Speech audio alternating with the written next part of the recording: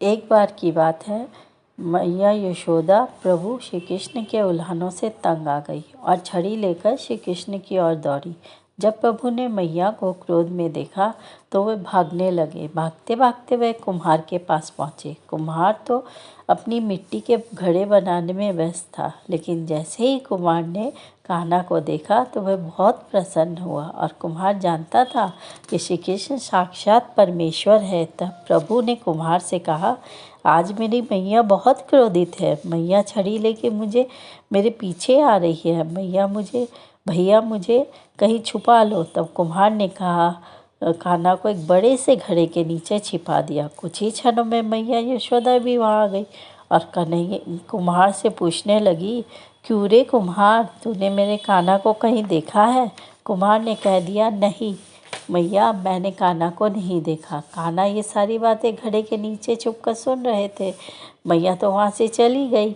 अब कान्हा ने कुम्हार से कहा, हे कुम्हार, यदि मैया चली गई हो तो मुझे इस घड़े से बाहर निकालो।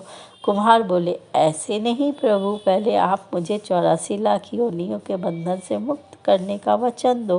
प्रभु मुस्कुराए और कहा, ठीक है, मैं तुम्हें वचन देता हूँ, अब तो मुझे बाहर निकाल दो।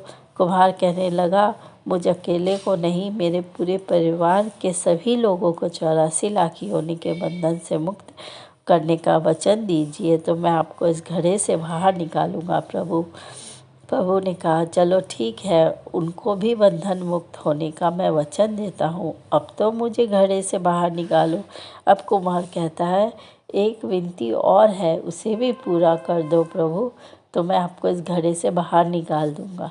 प्रभु बोले, वह भी बता दे। कुम्हार बोला, प्रभु जी, जिस घड़े के नीचे आप छुपे हो उसकी मिट्टी मेरे बैलों के ऊपर लाद कर लाई गई है। मेरे इन बैलों को भी बंधन मुक्त करने का वचन दो। भगवान ने कहा, भगवान ने कुम्हार के प्रेम पर प्रसन्न होकर उन बैलों को भी 84 लाख योनियों के बंधन से मुक्त होने का वचन दिया और बोले, अब तो तुम्हारी सारी इच्छाएं पूरी हो गई है, अब तो मुझे बाहर निकाल दो।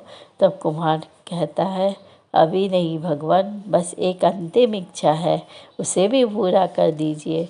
जो भी प्राणी हम दोनों के बीच के संवाद को सुनेगा उसे भी बंधन मुक्त आप कर दोगे। बस ये वचन दे दो, मैं अभी आपको घड़े से बाहर निकाल दूंगा।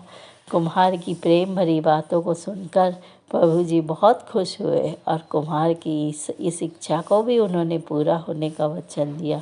फिर कुम्हार ने कान्हा को घड़े से बाहर निकाल दिया और उनके चरणों में प्रणाम किया। प्रभु जी के चरण धोए और चरणामृत पिया। अपनी पूरी झोपड़ी में चरणामृत का छिड़काव किया और प्रभु जी के गले लग कर इतना रोए कि प्रभु में विलीन हो गए। जय श्री कृष्णा, जय श्री